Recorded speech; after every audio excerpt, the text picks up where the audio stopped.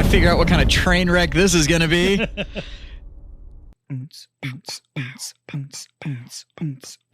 New shit happened. Now we're going to talk about it. New shit happened. Now we're going to talk about it. Warhammered. I don't know. I hung for you as long as I could, and then I was like, oh my god, we're getting into vocals. Like I'm not. I can't sing. I wasn't pitch. ready for this. Yeah, I can't be. I'm not on pitch. That's how you can tell there's no rehearsal. Yeah, like at all. This is just we're just raw dogging it. Yeah, like spit. That kid you think you might have from college. So bad. Man. Anyways, welcome to Warhammered, quite possibly the internet's worst tabletop gaming podcast. I'm like, yeah, like faction, like fiction wise, or like fact wise, definitely. If you're here for gameplay, you're fucked. Yeah, nope, not gonna happen. Not gonna do it. Not gonna do it. This is not. You need to exit out the back. Now, if you are here to make yourself feel better because you know more about the game than us, then boy, are we your show. Let me get you a seat. Pull you a chair, pour you a beer, because I'm gonna tell you right now. Yeah. None of us know as much as all the other people probably that are like 80%. If somehow you landed on this and going like this should be a good meta discussion, it's not going to be. Nope, you're not going to do it. We enjoy the lore and the gameplay and the idea of Warhammer, and we like drinking beer while talking about it. Yeah, and we may or may not talk about Warhammer. It may be something else that catches our cocaine bear, our squirrel level attention, and we just leave with that. Yeah, so we talked about crushing a 30 rack and watching Cocaine Bear and trying to match our calendar so we can do that. There you go. Most of the time, there is three of us. There is Big Jim, Beer Jim, and Jazz. I'm Jazz. That's Beer Jim. Hey guys. Normally that's Big Jim, but there is no Big Jim this time, so it's just the two of us. This is Warhammered, brought to you by Second Pitch Beer Company. Woot woot. And BattlePub games, which you can find at battlepub.com or secondpitchbeercompany.com. Mm-hmm. I think it's secondpitchbeerco.com. I believe so, yeah. Or all the social medias under the same names. Yeah. Or just Google things. Like, you don't need to know. Google's. Yeah. I think we have links somewhere to it. So just Google Second Pitch Beer and you'll find us.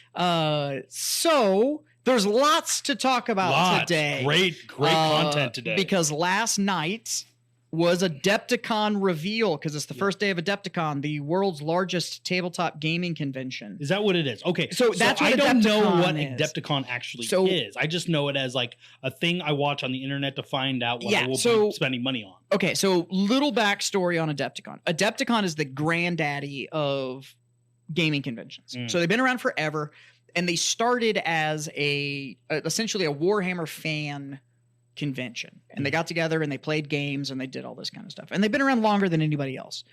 But they are now, I don't even know what year they're in. They've been doing it for a long time. It's always outside of Chicago. Really? It's always in the spring. Okay. I was actually going to go this year, but life. Yeah, shit happens. But they are the world's largest tabletop gaming convention. Now, I'm not saying they're the world's largest gaming convention. I understand. It's like, what about PAX? I get it. There's other ones that are bigger. But as for tabletop gaming, so war gaming, they're as big as they get. It's the shit. That's it. Almost everybody does their reveals there. Yeah, it's the plans for the next year. Games Workshop just revealed what they did. Like, fuck. So last night was kind of the kickoff. Yesterday was the kickoff of Adepticon. It will run through Sunday. Mm-hmm. But last night, Games Workshop did a massive reveal. More stuff than they did at even Warhammer Fest was done at Adepticon, if that tells you how big Adepticon is. And we are going to get to that conversation. But first, we have a little thing that we like to do here on Warhammered called Jim's Beer Corner. See, we have theme music and everything. Theme music, that's great. Where we are going to discuss the only thing that can be taken as fact on this entire fucking show. Basically, yeah. Which is Jim educating on beer. Yeah. So what he does is he brings us a beer, and we talk about that beer. Yeah, and usually it's a second pitch beer. Sometimes it's not. Sometimes it's not. Sometimes it's more. Oh, God. However, we may have to branch out here a little bit pretty soon, because the show's been around now longer than most podcasts. So we're Was starting. it really? Most podcasts stop at like 5. Really? You're like, we're already outlasting most podcasts. Fuck you, 5 shots. Yeah.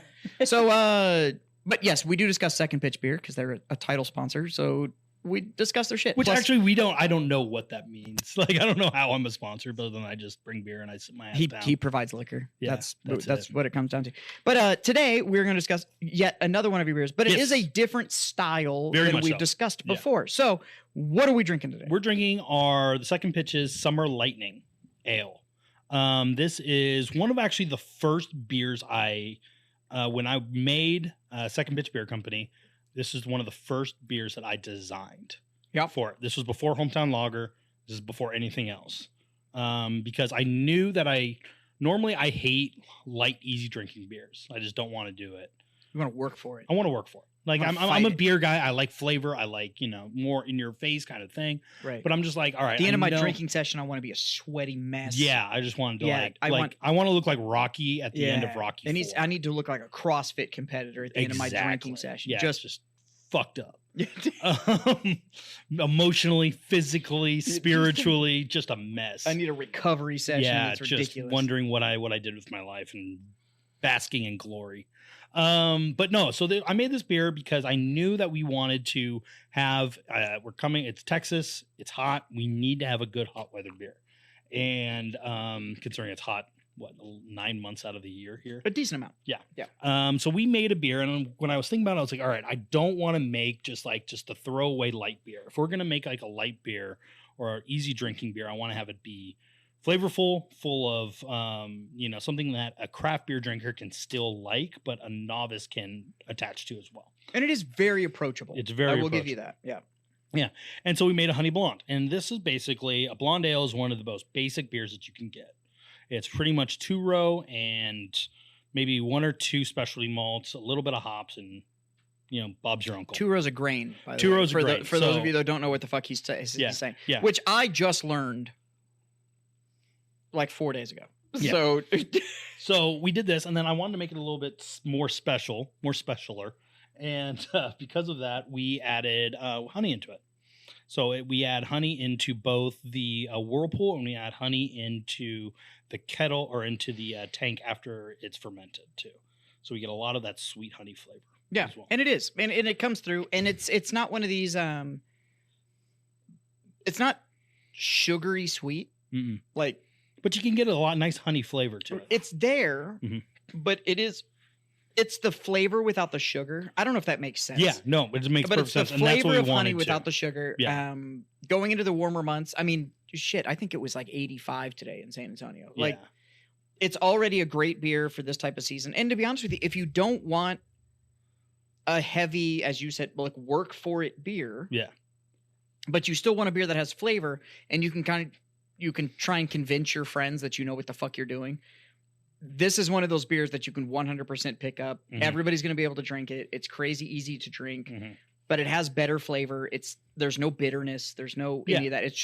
It's the way I designed it is when I design beers, I think about the flavors I want, but then I also have the component of like, where would I drink this? I want to also have like a landscape of where I would drink it. And the idea behind this one was like, this is a beer that you are, afternoon drinking, sitting on your porch, hanging out outside. I'm not supposed to drink till the afternoon? Morning, evening, afternoon. You're sitting outside. It's a hot day. You just want something that's crushable that you can just really enjoy. That's what I wanted to do. And 100%. So I've been lucky enough. I've had Summer Lightning over the last year. So but now it's a core, so it's going to be available. It's always been a core in our tap room, and then our distributor or HEB now has picked it up for May. So it's going to be in all the time. But for me, like as a bar or whatever, I can only get it off and on. Now it's going to be all available. the time. Yeah, now it's available. Which is super dope. But it is one of those what people call crushable or session beers or whatever, where you can go like, look, it's a Saturday. We're turning the smoker on at 10 a.m. Exactly. And we're going to hang out. And we need a beer that can hang with us all all day. day. It's not crazy strong, so you can keep drinking it, and it just kind of goes along. So it's it's super, super good. Okay, so let's get into the technicality of it. Okay.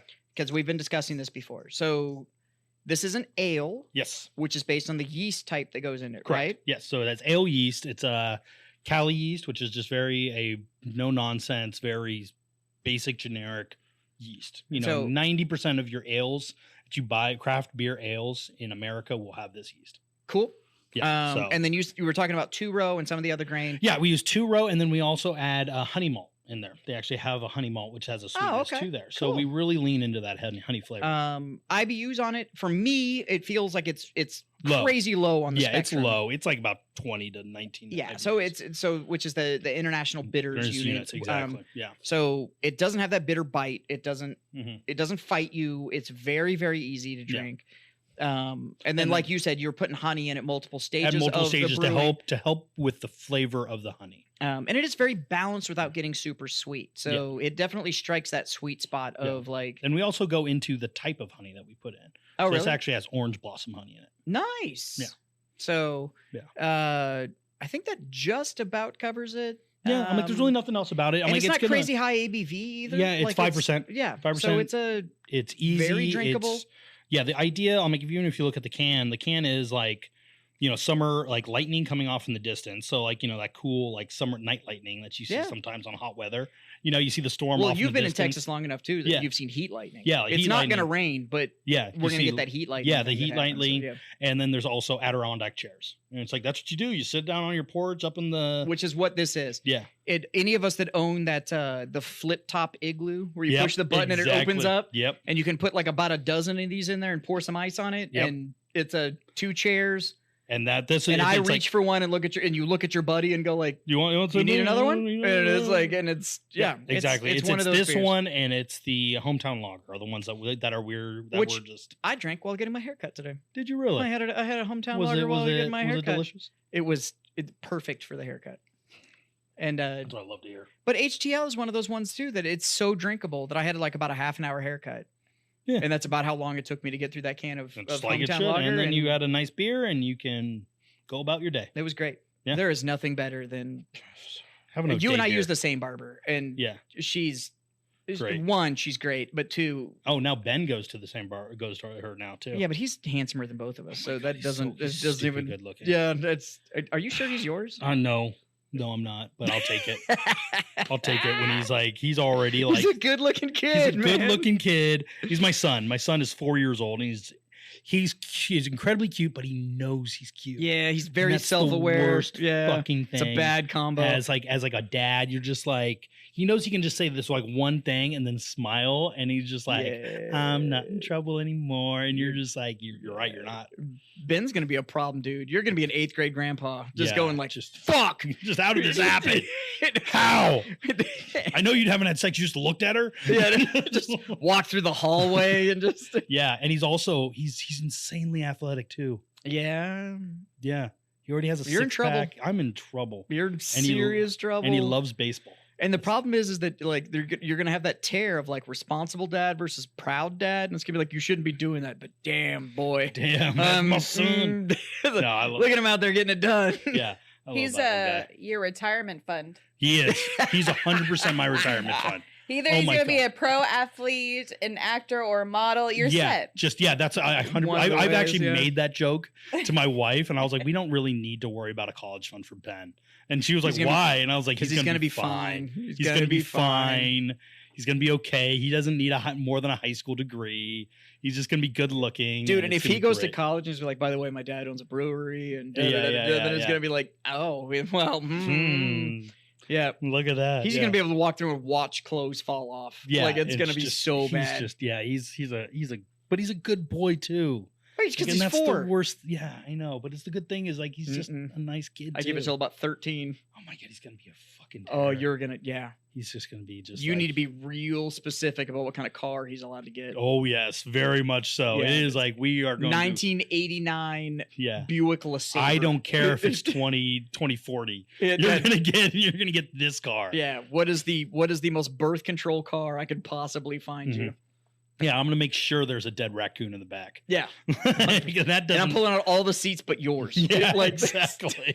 And covering them with like spikes so no one can lay down. Nothing. But I mean, like in 2040, even if you get like a 1970 or 1980, that's gonna be vintage and it's gonna be cool. I know that's the worst. You can't do it. You're gonna. I'm telling you, you're gonna need to get him like a Fiat. Yeah. something like a Fiat. He's gonna get a that little smart Fiat car. 500, He's gonna get a smart two-door, Yep. a two-seater smart car, and take the passenger seat out. Yeah, just take the passenger seat out, and then like it can't go above 35 miles an hour. Yep. Just like this is your car. Yeah, it has enough for your baseball bag. Like I took the seat out so you can fit your baseball bag. That's what you do. You play baseball and you come home. That's it. That's it. That's all you can do. Yeah, the other one is my daughter Charlie. She's 2, and she's already just like, no, I'm not listening to you. I'm just like, fuck. It's like already. I'm like, I thought that shit happens later. But yeah. But enough about my my wonderful family. Yeah. Yeah, I love those. I'm not surprised your daughters are like that though, because I've met your wife. Yeah, no, she'll just yell at me, and like Charlie will like not listen to me. I just stare at my wife, and I was like, "You did this. That's 100% you." And Sam's just sitting there going like, "That's my girl." Yes, she does that right there. That's 100%. She does do 100%. That. Yeah, she was just like, "I love her. She's right." And I was like, "You're right." They're good people though. You have a great family. I love them all. Anyway, let's on to more Adepticon. exciting stuff in our families. Right. Adepticon happened and reveals happened. Yes. Where do we want to start? Do we want to do it in the order they release shit, or do we want to do it in the order that we're most excited about? Well, you say which one. Okay, let's do. What are you most excited about? We'll go with what you're most excited about. Me personally, most excited about you're the excited announcement of 10th edition. Yeah, okay, then let's talk about that first. I was thinking that's okay. So I am most excited about 10th edition. Yeah. The biggest thing that I'm excited about, and this was I didn't talk a lot about it on the show. One, I love where they're taking the narrative. I love that Hive Fleet Leviathan, that they're saying like it's so damn big that it's not just coming in from one side of the galaxy. Now it's wrapping around the other side of the galaxy. Hive Fleet Leviathan, which is the Tyranids. It's the big bugs. If you've ever seen Starship Troopers, it's the creepy bugs that are in that movie. Right. They're coming in and taking over. That it's so big, it's wrapped around the entire galaxy. I didn't realize that they were, because Ball's up here. Yeah. So and they're all the way down in the on the galactic map. Because the only way that you can, look at a galactic map, because it's in three dimensions, because it's space, right? Is you kind of have to just decide, like, okay, we're gonna always look at it from this angle, and that's the top down. Yeah, they always have been coming in from the east. Yeah, the east of the map, right? But now they're coming in from the west, which means that Hive Fleet Leviathan is so fucking big, it's wrapped around the entire galaxy.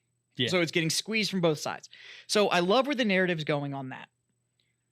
That now it's like all this little piddly shit that's going on in our galaxy.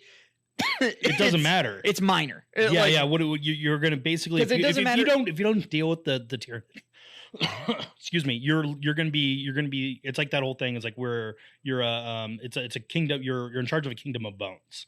Yeah, you rule a if you kingdom get of crushed entirely because you're worried about this internal shit, it doesn't matter at all. Yeah. So I'm cool with that narrative. But the most thing that I'm so excited about, and this was my big theory, and I was hoping they were going to do it. Yeah, which was a great theory. I'm like, it was pretty spot on. Yeah. Was that they were just going to burn the existing rule set to the ground and start over. And they even said that in like the little blurb. They flat out said it. They said that your books are no longer good. I'm sorry. Everything's gone, but now nobody's waiting for updates. So literally day one with the new rule set, you no longer have to pay for core rules. The whole core rule book, not a trimmed down version, not a whatever. The whole rule set is free. Yeah. And every army rule set is free.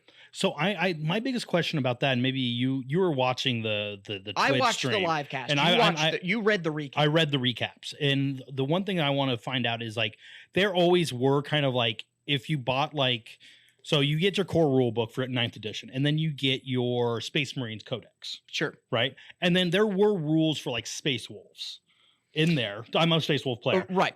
And then you got the Space Wolf Codex, and those delved even deeper into those rules. And so that's what they're saying is to get rid of all of this, the need to have all of these books, and you have these rules, and then you do these rules, and that layers more rules, and then there's these rules that layer more rules. Yeah. We're not doing that anymore. You're at 100%. So no. Here's how it's going to work. The rules are going to be baked into the unit. Yeah.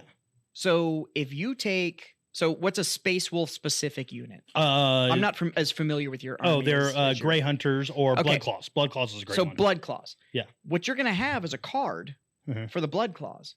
And all of the specific rules to the Blood Claws are just going to be on that card. That's what the rule is. Those are the rules. You don't need this whole fucking book to do it. Yeah. So the way they described it was, you don't need the books. So your entire army should fit on a 1-page spread. That's All the crazy. rules for your That's whole crazy. army should fit on a 1-page spread. They're getting rid of certain phases. There's no more psychic phase. Really? So, but it makes sense. I didn't see that, but that's great. And it makes I love total it. sense, right? So, like, and Because there's people psychic like, phase was the worst. well, it doesn't. phase. It doesn't make sense. So, and they're It was going the worst psychic. phase. So you have like the 1,000 Suns, right? Right. Which are all just fucking wizard weird shit. It's just like oh, spooky brains. Yeah, like that's right, their yeah. whole fucking thing, right? Spooky brains. Well, instead of having a whole phase where they just get to spooky brain, and you maybe or just- maybe they don't spooky brain because you want to make the Yeah. Psyker army, it's just their weapon now. So on their data sheet during the combat phase, instead of firing a bolter, they just spooky brain, and Which makes perfect sense because you're not. that's their weapon of choice. because in combat they wouldn't be like whoa. Hold on. I got a spooky brain first. We got to let all of our Miss Cleos do their thing before anybody's allowed to Yeah. fucking do anything. because it made sense everything up to that because you would have you have your movement phase, Yeah. and then you would start your shooting phase, and then you have your fighting phase. The other thing that they're getting rid of is the whole like command phase, and it's command phase, and what was the other one? Are they getting rid of the tactical doctrines? Yes. God bless. We'll get to that in just a minute. Thank you. But it was command phase, and so there was like 2 phases that were broken up in the middle. Mhm. And they're getting rid of that. It's all just one phase now, Great. which they very much borrowed from Age of Sigmar, Good. which Age of Sigmar calls the hero phase. Yeah. So it's essentially at the very beginning, you just get to go like, hey, the overarching command I'm going to give my dudes is this shit. And I'm going to give it to this unit, and that's what they're going to fucking go do. Yeah. And both sides got to do it. Mhm. That's what they're going to. That's awesome. I So love it's it. way, way cleaner. The other thing that they're bringing in from Horus Heresy is reactions. really So there is going to be, so there are still stratagems, but as they said, max any army is going to see is about 6. It's about Great. 6 available stratagems. because the stratagem, especially for Space Wolves, were insane. Well, and they said it, and there was like, you had pages and pages and pages of stratagems that you had to go through, and that was just in the core codex. So then if you picked like a sub faction, so like Space Marines, you play Space Marines, you got your book, you got all the shit you can do as a Space Marine. Groovy, we all love that. That's great. Now you want to play Space Wolves, so you have a supplement. Now there's more stratagems there's pages of that shit. And then there's more stratagems that were added on for different campaigns that came Right. later on. all that's and- fucking gone. They've Yeah. gotten rid of all of that. Now it's like, here's the 4 or 5 cap at 6. Here's what you're going to do. Also, army building's gotten way simpler. I saw that. So you That got was like great. an HQ, and then you get like 3 elite units and 6 troop units. That's an army. You're done. You're done. That's it. We're not getting any more Yeah, complicated. slap you on the than that. butt and call it a day. But they're trying to streamline the game, and they're trying to streamline it so that you don't have as much. We don't understand these rules. We don't understand this. We don't understand that. So psychic 'Cause phase is fucking gone. The learning Psychic- curve is so steep. It's insanely steep. So psychic phase is gone. It's not just a weapon of choice. Strength and all that shit is now just on the weapons. It's no longer belongs to the unit.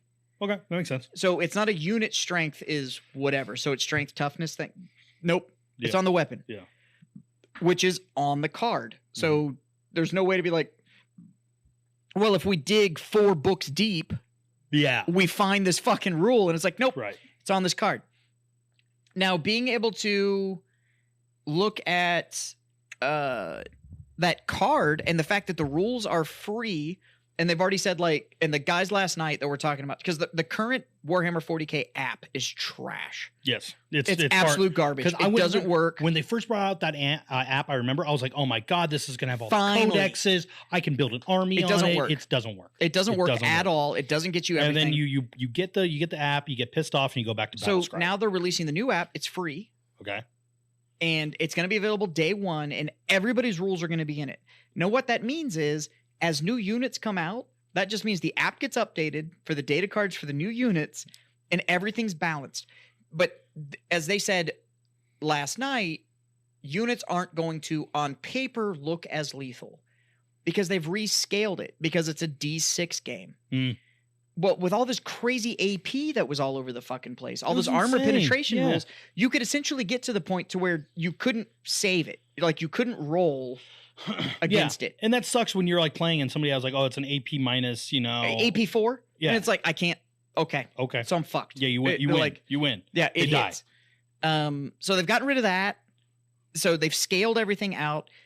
The new objective, the OC score that's on the units. Everybody's because they showed the cards, what they're going to look like. The OC score is objective control points. So it's no longer you have a keyword that says objective secured. The OBSEC rule.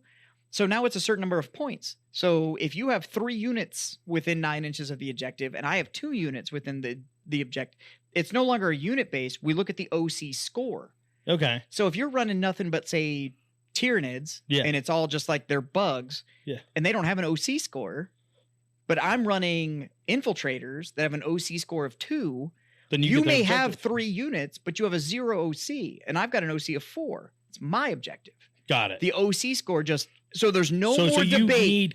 So now you need to have like a big guy come and hold an objective. Well, right, but it depends on what you use it for, right? So like if you're sending all this infantry in there to clear space so that your guy with score can come in and hold it, it makes it more strategic. It makes for better gameplay. And it also creates an opportunity of having more of those characters fighting each other. Right. Now because you want your OC score, your 4 guy to come in, and he's bringing his 4 guy coming in, and there's like, we got to figure this out. Right. And now it's like, well, I'm going to hold. Well, I'm going to bring other units in to support these dudes. Speaking of units. Yep. Reading this article, this is how selecting your army is going to go. You're going to pick a faction, pick a warlord, and the units you would like just no more than 3 of any one type. Yeah. That's the other thing. You can bring whatever you want. And it makes sense. So it's and the reason when they were talking about it last night, they were saying like, so you read these narratives and you know, like, dude, first company of this shit is the tits. Yeah. But now I got to go find all of the specific rule shit to run first company. Right. Nope.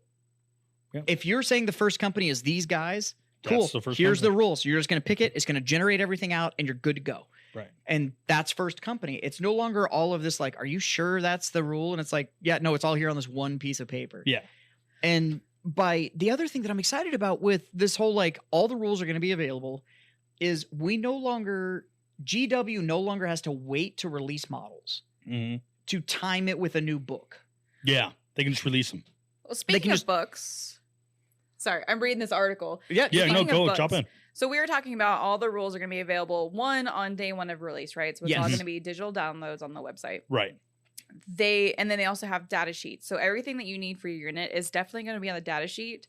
However, they will be printing codexes if you want them, but there is no additional rules in the codex because everything is already on your data sheet. Right. So they're more like collectible books? What they're calling them is indexes. And what they are is like, if you want to get the index for your thing that provides narrative, there's the lore and there's all that blank kind of army sheets and stuff in there that you can like make copies of and all that kind of stuff. So if you need that physical artifact, they're still going to do it. Which I will still buy for my Space Wolves. 100%. But you don't still need it to play. And there's going to be no rules in there. You're not getting anything by doing it other than I just like having the book. Yeah, I like the lore. I like the pretty pictures. The physical artifact that I'm getting with it.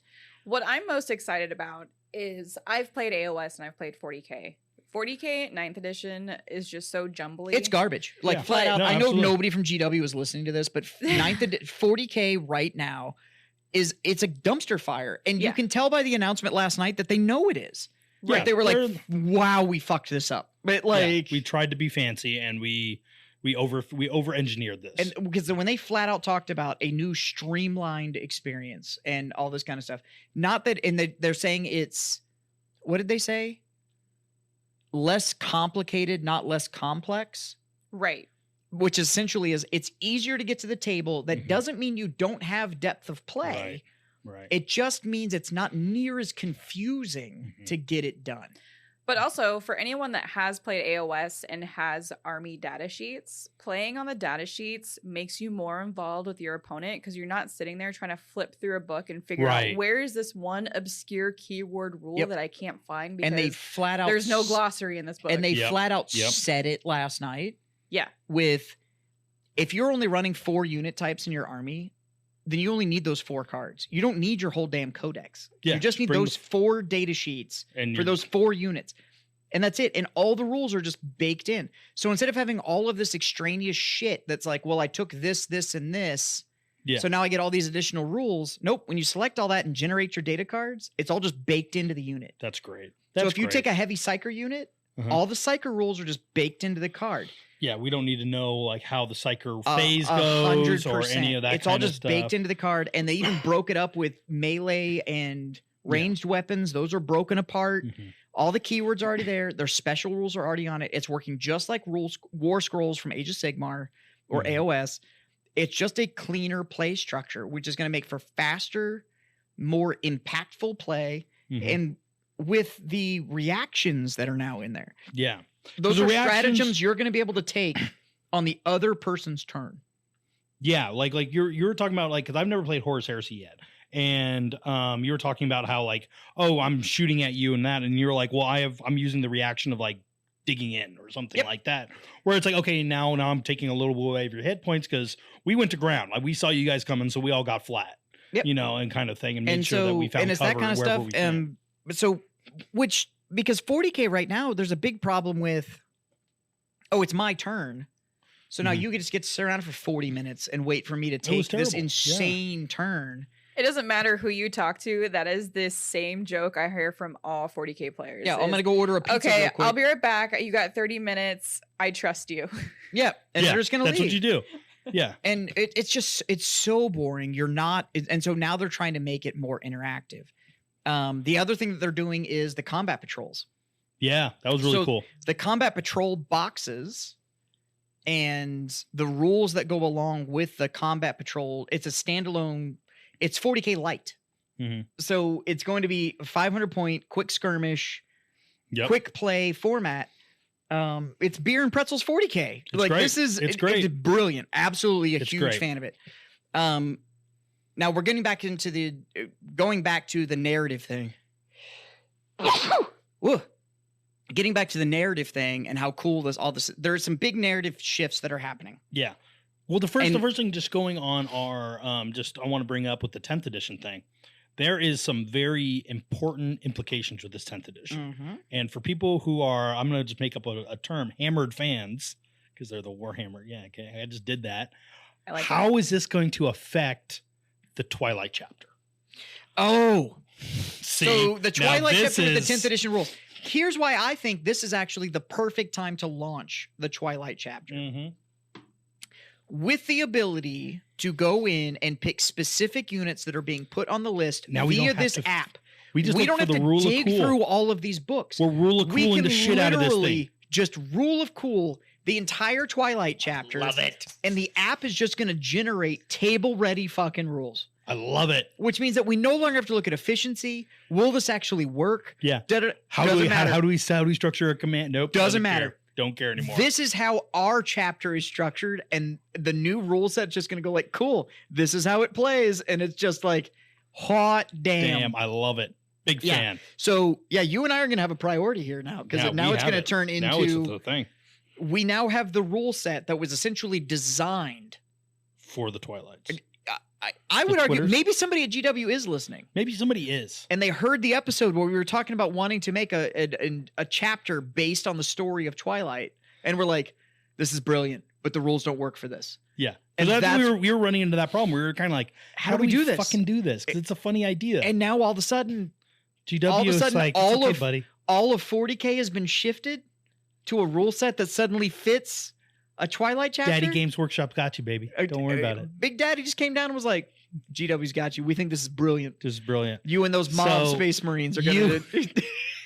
You intern that made this happen, that listens to this. Thank you, bud. Yeah. Whoever you were that's listening to this show that was like, oh, shit. Yeah. That's Twilight chapter. I'm here for it. Yeah, I'm in. However, if there is someone from GW listening and you want to send us some cool stuff that we could wear on the show, I have been wanting that McCrag blue t-shirt I see in the paint videos on Warhammer TV. If you can send one of those in a men's schmedium, that would be fantastic. So they have a t-shirt. They have a t-shirt that's the logo on the front of it is just the label from the paint. Yeah, the paint bucket that just says McCrag blue. Oh, that's awesome. And it's got like the Citadel color logo. But it's in McCrag blue t-shirt. So you just look that's awesome. The t-shirt itself is McCrag blue. Looks like you look like a pot of paint. Yeah. I love it. Yeah, that's hilarious. It's pretty brilliant. It's a good t-shirt. 10th edition. I'm excited. That's when Twilight needs to come forward. I'm really, really excited because I stopped playing I still loved Warhammer, and I would stop playing because I don't have 3.5 hours. To play a 2,000 point game. The problem anymore. I have with Warhammer right now, and the reason that I don't play, but I'm obsessed with the lore, is it's not even the timing thing. It's the rules are so fucked that when somebody goes like, well, actually, I just go, okay. And about a third of the way into the game, I'm just like, I'm out. All right, whatever. Yeah, just out. roll. Just like, whatever. I don't give a Fuck shit. it. You win. Like, just fine. It's not fine. fun. Yeah. It's not fun. And this new one really looks like it's going to lend itself to, dude, play the flavor you like. Yeah. Because above everything else, it's I also think fun. I also think they just killed the meta. Oh, which is awesome. Yeah. I am so excited about the fact that they crushed the meta. I guarantee there's a bunch of tournament players that are just, there's a bunch of small peen motherfuckers that are so upset right now. Just furious. Because they can't leverage the meta because all this because Warhammer now has the opportunity to constantly balance the game. Yeah. Constantly keep things equivalent, where it is no longer this is the strongest army in the game. Yeah. It is just they have opened an avenue. Now we will see if they capitalize. But they have opened an avenue to where now you do not need to pick an army based on how good they are. Yeah. You can pick an army based on how sexy they are. And what speaks to you as a player. And which it's I all think is the balanced. best way to play Warhammer is.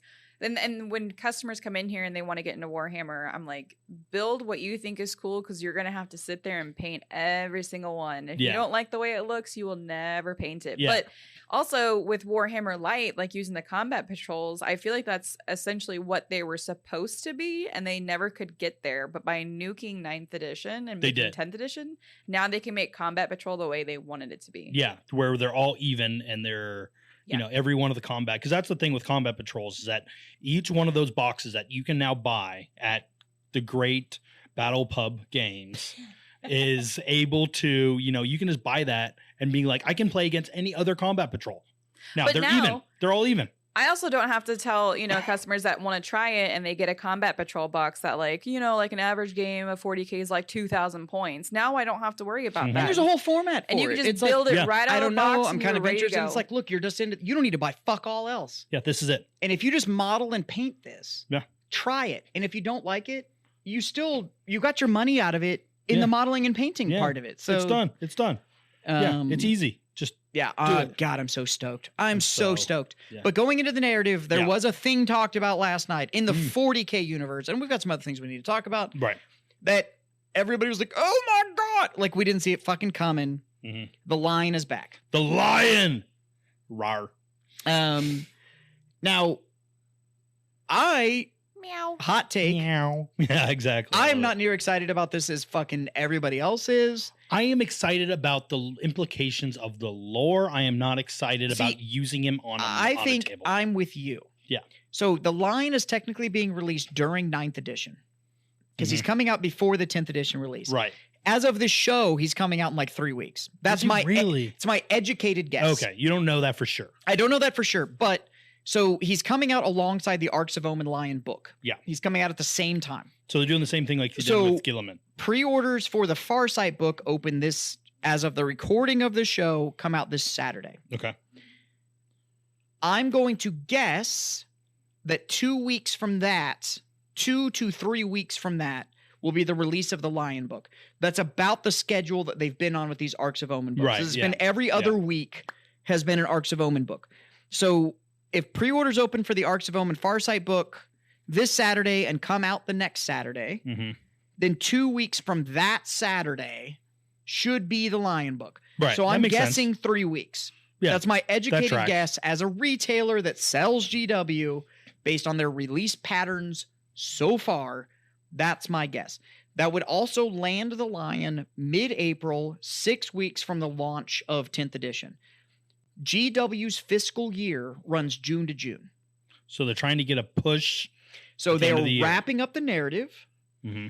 So this will finalize their fourth quarter with the major drop happening in June. Mm-hmm. So Horus Heresy released last June. The June before that was the new edition of Age of Sigmar. Their big versus box dropped. And the June before that was the Indomitus box. Right. So every June is always their big core system release. So this year it's the 10th edition. 10th edition will be the core box. So we'll get the line will be ending the 4th. We'll be ending in the 4th quarter. Yeah. Now, my wife and I shareholders, man. My wife and I had a discussion about this.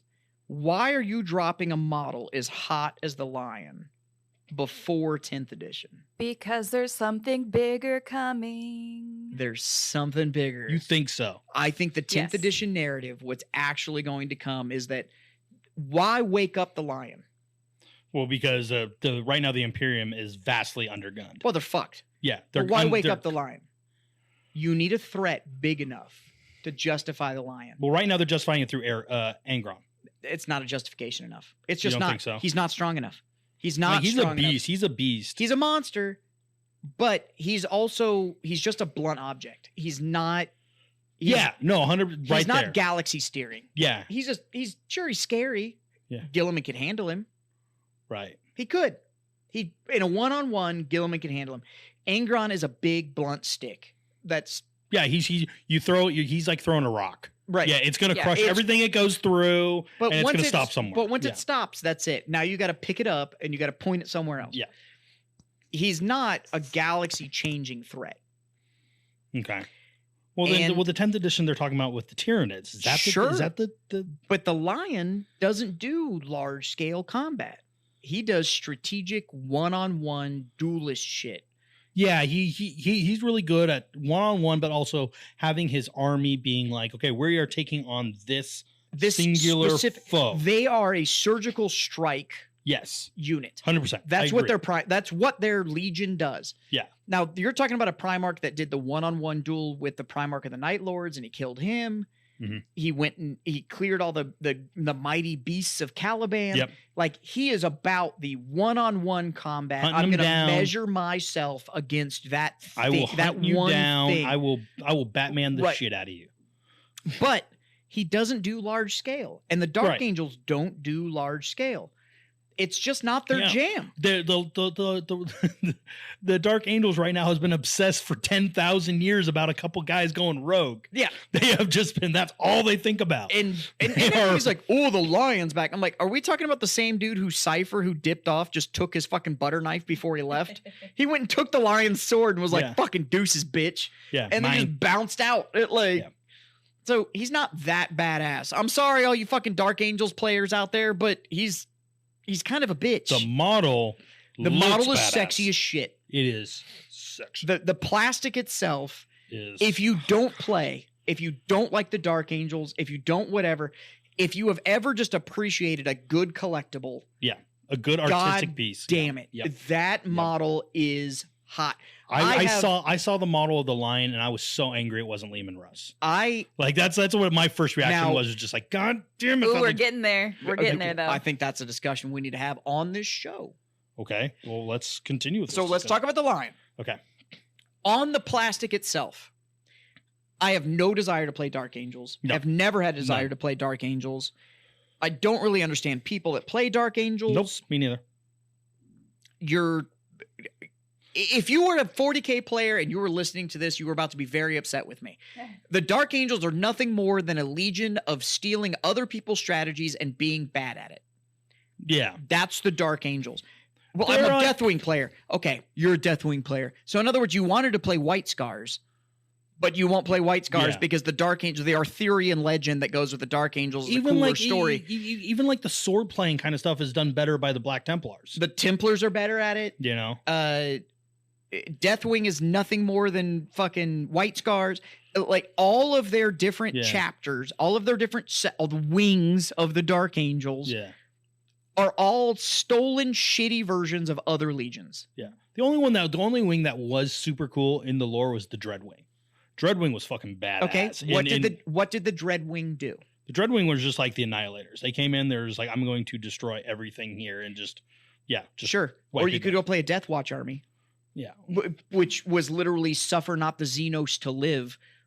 So and by I the way, get that, I get it, but Dreadwing doesn't exist in the 40K. It doesn't. Yeah, in the 30K, I'm just talking in the 30K lore. Also, that was a really cool the whole fuck the warp, we're with you, the Emperor, and da da da da da, and yet even the Lion's model has the whispers in the dark. Yeah. On the model. So you literally have warp connected creatures that are just chilling with the Watchers in the Dark, which are warp connected creatures. Yeah. They're not humans. Nope. This is the Imperium of Man. So you have an emperor you have a Primarch that is hanging out with non-human creatures. Just okay with it. And is just chill, and we're supposed to believe that he's loyal. But they're really good at carrying helmets and swords. Like, they are. Look, they nail that role straight up. To a D. I just want Deathwing players. I want Dark Angels, Deathwing players, whatever. Dark Angels players, just fucking say, I like the models.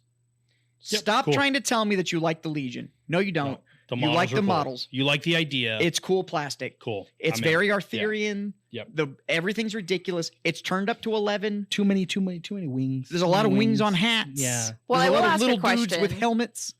So for our listeners that might not know anything about the Dark Angels, those shadow creatures that are on the Lion's base. Yeah. Can you describe that a little bit and what those their are called? purpose They're is? called the Watchers in the Dark, and they basically are an indigenous species of Caliban, and they are, like Jazz said, not human.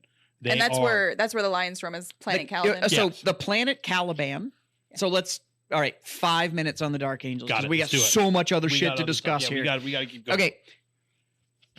The Dark Angels are a chapter based on the night, the night orders that existed on a planet called Caliban. Caliban is a death world as classified as the Imperium. The night orders that existed on Caliban before the Imperium ever arrived. When the children were stolen from the Emperor and flung from the universe, Lionel Johnson landed as a baby on the planet Caliban and was later found by one of the night orders and raised as one of the knights on that fucking planet. Luther, who actually raised him, and up until is found by the Emperor, is referred to as the father of Lionel Johnson. Trained Lionel Johnson in everything that he does. Raised him as a knight, and he became part of the inner circle of that knighthood. Also started the crusade on that planet to get rid of the beasts that existed on Caliban that were the trials for becoming a knight within that order on there. There's several orders all of that planet, all of which got eradicated by Lionel Johnson's original order. On that planet, there is a species called the Watchers in the Dark. The Watchers in the Dark are a warp-connected, omniscient, prescient being that understands what is going on both forward and backward on the timeline, and actually go to several knights within Lionel Johnson's original order and tells them the Emperor that you don't even know about yet is going to destroy the galaxy. The path that he is taking is going to lead to literally the galaxy in flames. Yeah. It is going to destroy fucking everything. Yeah. Lo and behold, the Emperor shows up, finds Lion. Lion looks at all of his buddies that raised him, trained him. He raised all these other ones and went, hey, fuck you guys. Found a new gig. And he fucking takes off with his daddy, takes all of his best friends and says, fuck you. You stay here and train more bitches for me. So I can go send him into battle. So I can go send him into battle and get them all killed. Then he doesn't even do good work for the Emperor. So essentially the Lion, even though you have other ones that are more depressing or whatever, is the most emo of sons of bitches. It's I want to love my daddy, but daddy lost me, so I don't know if I can love him, and I don't know what I am, and my friends are what they are, but they're not as good as me, so I can't hang out with them either, and And my adopted dad. And my adopted dad isn't as good as I was, so I don't know if I can respect him, and he doesn't really respect the new one because he thinks I should be loyal to the planet that actually raised me, but that's not fucking right, and He's just a bitch. Conflicted. He's a fucking bitch, all right? Does he look like a bitch? No. Does he act like a bitch? 100%. Mm-hmm. This is when we need Big Jim would be like, he's a bitch. He's a bitch. So, I know. I don't I'm right like there the with you. fucking. I like everything about the Dark Angels except him. I fucking hate him. I hate him. I hate him. Yeah, it's too much angst. I fucking hate him. One of the things that I want to point out with is Jess is 100% right. One of the things that you have to know is that Caliban is also a chaos tainted planet. That is a big part of it. At its core. It is. And I mean like we have a mostly iron liquid core on Earth. On Caliban, it is a mostly liquid chaos core. Like it is fucked. Yeah, it's chaos. Which is why it's a chaos planet light. which is why they have these beasts that are so abnormal and are so lethal, is they're chaos tainted. So the Watchers in the Dark come to several of the nights when they go on these missions, and they pick specific nights. And they're trying to twist the lore now, but in the books, in the Horus Heresy books, go read The Angel's Descent, I think is actually the first Dark Angels book. I don't know. I think that's the first Dark Angels book. I believe you. Sure, that sets up the order that he's a part of. And then the next one is the Angels Rising or something, is when they're all Space Marines. Yeah, got it. Because they take his whole order, all the humans that lived on this planet that were BAMFs. Yeah. With or without being a Space Marine. Like, could keep up with most Space Marines anyways, and just turned them all into Space Marines. Yeah, yeah. So they become BAMFs with genetic perfection. Right, yeah. So when they go on these missions, so Watchers in the Dark were known to like hang out with important guys. That was a thing. Ones that were influential and go, yo, we need to have a chat. Yeah. And then they'll be like, it would be like the Watchers in the Dark were like high lords of the Dark Angels, like pages or squires or kind of thing. Or really squared away knights. Like ones that were even on their knight errant mission, and they were like, you're better than the rest, and we need to have a talk. Yeah. And so they were very selective about what they did. Who they talked to. But they are warp creatures. Yeah. Like, let's not get this twisted. These are not psychers. They are not what they are, warp creatures. They are not midgets. Because that planet is fucked. Yeah. Like, it is so tainted. So that's that whole background has always been a part of the Dark Angels thing, where it's just like, are you guys like, what are you?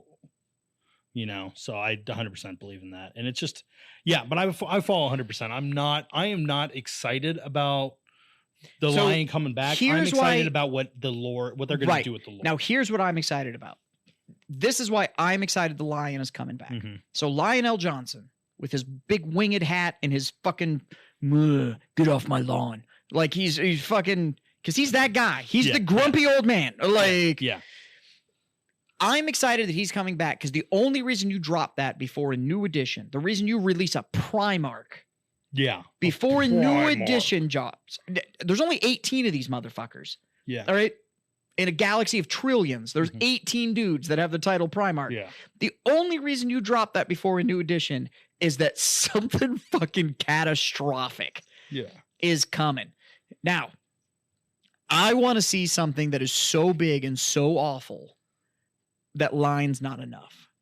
Do you think Abaddon's going to win? There's only one man I can think of that they bring back. Yeah. That is powerful enough and no fucks given enough. Well, my heart's a flutter. To deal with a catastrophe of that size. Now, can you think of anybody that would lead a group of people that could look at a galaxy squeezing horde of huntable creatures and look at it and go for nothing more on, finally, a reason to put my drink down?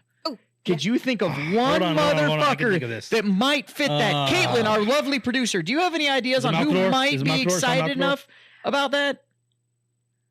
Say that again? A threat large enough to rally all your boys, where you look at all your friends and you go, yo, homie, we've been bored for a minute. Let's go do this. But there's some shit getting wild. Let's go do this. Hold my beer. Hold my beer and watch this. Can you think of anybody that may be out in a boot that we haven't seen in a while that wouldn't mind getting into a fight like that? Well, I can name two. But yeah. Yeah. Who do you got? Let me have a little taste of this. What do you got? So, based on the Primarchs that are still alive, I am going to predict that 1, we will see Vulcan come back. And it's not 2, a bad pull.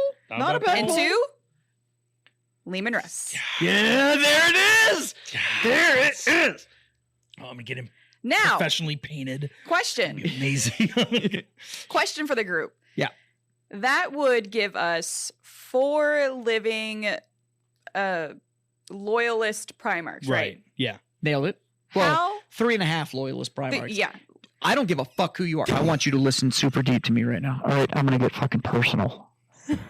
Ryan L. Johnson is not loyal. I'm going to fucking say it. I'm going to stand here. How many feet do I have on the ground right now, Jim? 2 feet on the ground, 10 toes pointing at you. Ryan L. Johnson is not loyal to the Emperor. Okay. He's not Chaos, but he's not loyal to the Emperor. I'm going to say it fucking right now. So then, anyway, that gives us how many quote-unquote non-Chaos Primarchs? 3. That gives us 4. So 4 non-Chaos Primarchs. How many Chaos have been Primarchs do we have? 4. 3. So you think Slaanesh? I think Fulgrim's coming back, Fulgrim baby. in Chaos Demon Primarch form. Yes. That will be 4 versus 4. Fuck, he's going to have like 17 titties. Oh, he's going to be so weird looking. He's going to have a huge tail. It's going to in a fucking whip that has like 17 tails on it. Yeah, and he's going to have a lot of weird piercings. He's going to be so sexy. He's going to have like a lot of he's going to confuse a lot. And I think we're getting Rust. He's going to sexually confuse a lot of people. And why is Rust coming back? We got the reveal from the card of the Tree of Life, which is the whole reason he went into the warp. Yeah. He's in the warp, he's not fucking around. He is also the Emperor's executioner. The only one that was designed to kill other Primarchs. Right. That was his fucking job. Yeah. So he's just been chilling in the warp, fighting for 10,000 years. Right. Just with his company, with his guys. And he took like 12 dudes. Yeah. He was just like, whoever was in the bar with him at the time. It was literally that. It was literally like if you ever been like at a shitty bar and somebody's about to go out into a fight out in the parking lot and you're just like, I'm taking my boys with me. Right. That's literally what he did. He was mid-drink and it's like, what the fuck his did boys you say? Whoever was there. Yeah. Like, it wasn't even. It was, that is the people. scene. He just dipped. Yeah, he just dipped and he was like, you guys, you are my friends right now. We're in this together. Yeah. So, but the Tree of Life card got revealed. Yeah. Right? Now he's over there and he sees Abaddon release all this shit back into the galaxy. Right. And he taps Angron on the shoulder and was like, hey, you should fucking go too. And he's like, well, excuse me? So now there's 3 demon Primarchs loose. They're going to wake up the fucking... They've woken up the lion. Right. So I guess they went into the fucking... Buddy. The surgical slab he's been sleeping on or whatever. Excuse me. Can you wake up, please? So Bobby G went in there and was like, hey. I know you've been napping, but it's really important. Your show's over. Yeah, I need you to get up. Golf is off, on that Saturday afternoon. You're trying to wake your dad up so you can watch like something else, and the golf's still on. You're like, I need you to. Could you please? I got practice. Get up? There's like this one planet I need you to go do something on. Yeah. And he was like, "Oh, guys, God, but I'm bringing all my tiny friends with me." Yeah. It's like, what the fuck? You can't carry your own hat. This is ridiculous. Yeah, and it was also I was watching like the trailer of it, and he was like, "There's only one Primarch who can fight Angron." I was like, "Bull fucking shit, there is." Anybody could fight fucking Angron. I was like, Lehman Russ could take that guy out. Has taken that guy out. Yeah. Has. That is a check already mark. been done. Has. But also, I think we're also going to see Fulgrim in Demon Primarch form because who just got a new book update? Who did? Slaanesh. Did they really? So the Hedonites of Slaanesh both got their AOS book, and all of the new books that are coming out all have EC rules listed in them. Really? There's a bunch of Emperor's Children stuff out there right now. Really? You just got to look a little deeper. You got to look past the veil, man. And look at like keywords and shit like that. So like all the boarding patrol stuff that's out there, and they released the Abaddon and the Angron book. When the Angron book came out, there's the EC rules specifically for boarding patrols on it. And 10th edition is very much based on boarding patrol. And they also said like in the thing when they're talking about they flat out said they were like boarding patrol rules, nothing changes. They were designed for 10 to fit 10th edition. Yeah. So basically, if you love playing boarding patrol, you are going to like 10th edition. And I have been actually having that itch. I need to scratch that itch. It's so much good. as possible. So, and there's some EC stuff rule out there. Now, I mean, it makes sense. There's 4. So if they bring back Vulcan and Russ, that's 4 loyalists. We're only missing 1 demon Primarch. And it's Fulgrim. Yeah, it makes the most sense. That's Fulgrim. That's 4 on 4. Yeah. That balances chaos and whatever. Mm-hmm. The best narrative push that they could do at this point would literally be, however, we've got a bigger threat. Yeah. And what do you think that if we don't handle the Tyranids, the whole galaxy's lost. Everything's gone. And nobody wins. Yeah. And if they make it to where legions can start rejoining, where these brothers can be redeemed.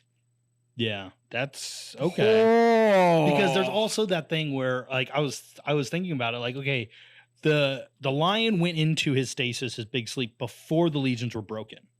Like he basically, it was after the Horus Heresy. He went back to Caliban because he was like, okay, shit got crazy over there. I need just to sit down, go back home, walk around in the forest, collect my thoughts, and then I can go out. I like how all the other brothers were like, we are here until the bitter fucking end. And he was like, I don't know, guys, I'm kind of really in my feelings right now. I don't know if I can handle this. Yeah, I need to think about this. I need to go to a safe space. And, he goes back to Caliban. Me and my trees that I let the Imperium just clear cut and level. I'm going to drink some kombucha.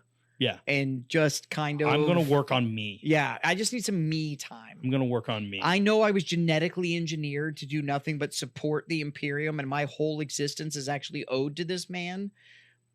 But I need... Really... Can we hug this out? Process this. Can we hug this out? I'm just... Yeah, there's just a I lot. kind of want to circle back on something. Go ahead. So Jim said there's 4 Chaos Demons. 4 Chaos Gods. Okay, what are those gods? They are Khorne, which is Angrons. Mm-hmm. There is Nurgle, which is Mortarion. Mm-hmm. There is Zeech, which is Magnus. Magnus, yeah. Horn titty. Horn titties. And then there is which is Slanesh, which is Fulgrim. Which is declared. Which is declared. Which is already declared. No. 100%. He is the demon Primarch of Slanesh. He is the demon Primarch of Slanesh. They've never made a model. They've never made anything, but he is the demon Primarch of Slanesh. Yeah. There is one more Chaos God that you are forgetting. He is not a Chaos God. He was never born. You were talking about the Dark King, which would have been the High God, and he was never born. Be'lakor. Be'lakor is the High Prince. Yes. Of Chaos Unbound. Yeah. He is not a demon god. He serves all 4. And he is a high prince. He's basically like he's really powerful, but the gods kind of just fuck with him. It's true. They just fuck with him. I almost feel bad for him at this point. Yeah. They just fuck with him. So and the only one else that you can do is the new one, which is Vashtor. Vashtor wants to become a chaos god. He's trying. He's trying as hard as he's doing the best. Vashtor and Perturabo are together. Yes. So if Vashtor does become a chaos god, Perturabo would be his guy. Which makes total sense. So Vashtor at this point would be the leader of the Dark Mechanicum. Yes. Which everything is pointing towards we're going to get a Dark Mechanicum. Yeah. That we're going to get the rules. We're going to get the rules for Dark Mechanicum. These models that have been released, this last Versus box that came out. Yeah. The Dark Mechanicum is a thing. There's just no official rules for it. I want to see a Perturabo model so much. I'm like, if you think all these models are really cool, a Perturabo model would be just the most beautiful chrome. Perturabo makes sense to be the demon Primarch of the Dark Mechanicum. Of course. Perturabo makes sense. That's what he does. He makes shit. He makes shit. That makes total sense. Yeah. But I don't know if we'll get that right away. No, I think that could be a mid. I think that could probably be a mid edition twist where we see that. No. The next thing that I think we'll see will be, I think it's going to be Slanesh. I think it's going to be Slanesh too. But if they do that to balance it, we need 4 on each side. Yeah. We're already unbalanced, right? Like we have 3 demon Primarchs. Uh-huh. We have 1 Primarch. Yeah. And now we have 2 because Lion's been announced. Yeah. So that's still unbalanced. Still not. Yeah. We're not even close. At a minimal, we're getting Russ. I still think we're getting Vulcan. Yeah. Well, Vulcan, because they're alive. They're alive. If Vulcan's chilling on his asteroid, just thinking about things. He's just wanted to be left alone. He always returns when it matters. Yeah. Yeah. He'll pick up his hammer. The big orc invasion. He'll have this awesome, just like, ugh. Yeah. All I want to do is do my crossword puzzle and watch my stories. I don't want to do this anymore. In all fairness, Vulcan's done enough. Yeah, he's done enough. That man needs a break. He's done enough. Jesus. He's done everything. He's been having a break for 10,000 years. He deserves more. He's done. Like definitely in in the new book. Like he's died so many times. Like poor guy. He's done. He's done. He needs to be able to retire. Tired. He's so tired. So yeah, 40K. I have not been this excited for 40K in a very long. It's gotten me to the point to where I have an army I want finished, and now I'm like, that's it. This is getting finished. Yeah, this army's done because I'm playing 10th edition. Good for you. I'm so fucking excited. Yeah. So, but then my back to my original point is that kind of we sidetracked it. The Lion was never a part of the Legion Sundering. Do you think the Lion is going to pull his Legion? I don't think he can.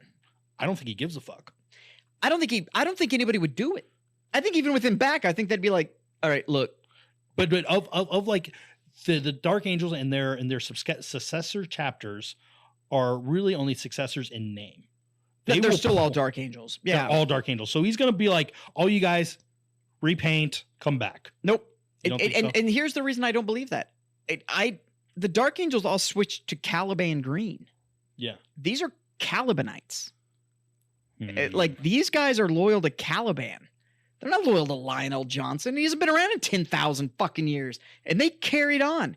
The Dark Angels carried on the tradition of Caliban. They did not carry on the tradition of the Lion. And that's what my problem with like Dark Angels fans and the chapter as a whole. It's like, well, the Lion's back. And I'm like, who gives a fuck? Yeah. They've been getting along just fine, apparently, without him for 10,000 years. And now he's back. But yeah. So he can what? Sit there and be all fucking moody in the corner? Like, nobody gives a shit. Yeah, what is he going to do with the Fallen, too? Like, that's all that kind of stuff, too. Is he just going to be like, is he going to walk into like into the Rock and just be like, can you guys stop wasting your fucking time on like 20 guys? It doesn't matter. He's been sleeping there for 10,000 years. Yeah. He hasn't even gotten off the spaceship. Yeah. That's where he's been sleeping. He's been in stasis for 10,000 years. Yeah, but nobody knows that he's in there. They all know he's there. What do you mean they know? They knew where he was. They did not. Yes, they did. That was not a secret. Everybody knew where he was. No. Yes. No. Go check it. Really? Yep. Okay. I thought they didn't know. I thought the Watchers in the Dark were the only ones that knew that Lion was there. They knew where he was. They just knew. They're just like, they just didn't care. Nobody likes him. His own Legion doesn't like him. I'm gonna be interested in that. That's the reason everybody awesome from his Legion fucking left. Yeah, that's true. Speaking of being loyal to planets, can we segue into the Siege of Chthoniya?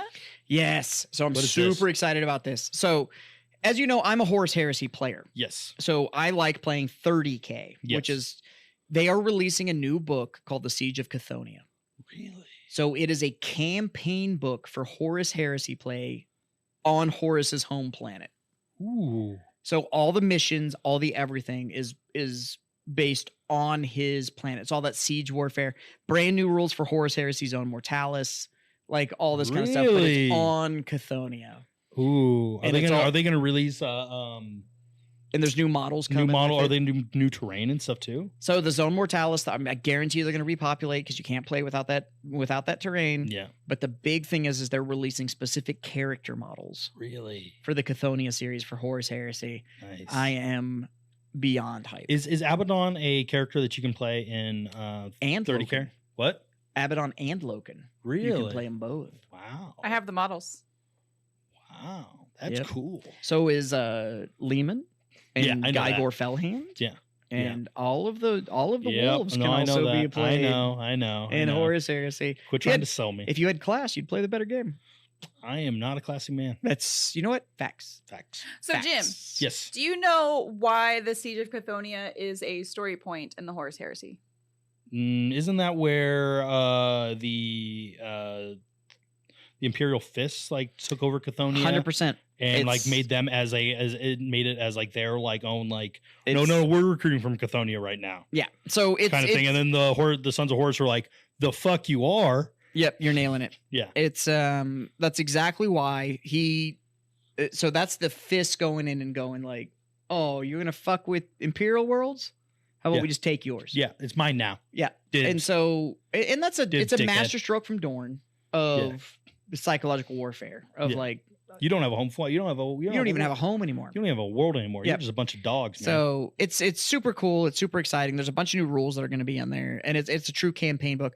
They're calling it the Return of the Black Book. So in original Horus Heresy, they had the Black Books, which was the campaign things. That's what this is. It's the Return of the Black Books. It's it's the campaign stuff. It's a good way to start. Super dope. Age of Sigmar is getting a bunch of new sexiness that's coming along, right? Which is the fantasy side of Warhammer. Yep. Some armies that haven't been updated in fucking years are finally getting updated. Finally update armies and give them new models. I'm like, these people have been holding on. You want to hear something that's about a bitch? What? So I got offered literally the day before the announcement. No, the day of. Day of. Like at 3 p.m. A beautiful Soulblight Gravelord's army. Okay. Fully painted, every custom character. And you said, okay. The whole 9 yards. Well, I have a wedding coming up. Uh-huh. So that same day, I had bought the gray wolves, the gray wolf pelts that Caitlin and I are wearing at our wedding. Right, yeah. So I paid for those. Mm-hmm. Got this offer, and I was like, damn, dude. Don't have the money. Yeah. Sorry, I just spent like what I had to be able to get this army. Then we watched the release, and they're like, hey, here's the new Soulblight Gravelord character and their brand new rule book. It's so they're getting all fresh rules, which means they're going to be the new hotness in the fucking game. This army's completely custom painted. It's beautiful. I've seen it before. It's every character, everything. Absolutely gorgeous army, and just nope. Can't do it. Oh, that's missed opportunity. Yeah, because it sucks. I could have played all them sexy vampires. Fucking vampires. Man. Yeah. Could have been dope. You're not a big AOS fan. You don't like the fantasy side of things. No, not that much. Yeah. No. So both them and the OCR Bone Reapers, all of the Skellies and the so all the horror factions are getting redone. Huge updates. Then the Kill Team has some cool stuff. And then Kill Team is releasing a book called Gallow Fall. Yeah. So Kill Team over the last year has had this huge, very connected narrative of this Space Hulk. Yeah. That everybody's been fighting in. Now what you need to understand about a Space Hulk is you were talking about enough space in a Space Hulk to be like a small country. Like these Bigger ships than are that. Yeah. massive. Yeah, and so even like the decks on decks. It's nuts. Yeah. And so you can have all of these different combats going on, and nobody's aware that any of this other shit's going on. Yeah. So that's been the big story, that the Space Hulk appeared out of nowhere, and everybody's going in trying to figure out what secret, because they got lost like 10,000 years ago. Yeah. And now they're when they find them, it's like what treasures are in here. Yeah, what is like there could be STCs, there can be who knows. Yeah. And so the last box of this series just got announced called Gallow Fall, and apparently now it's crashing into a planet, this ship. Yeah. And so it squats, it's the Space Dwarfs. Yeah. And Beastmen. Yeah, I saw the Beastmen models, and I was just like, and I took a double take because I was like, Beastmen has been in AOS. Right, but they're in 40K. Forever. Like they're in 40K. It's in the lore. And then I looked at them, I was like kind of going through the pictures, and I was like, wait a minute, that Beastman has a chainsaw. What the fuck?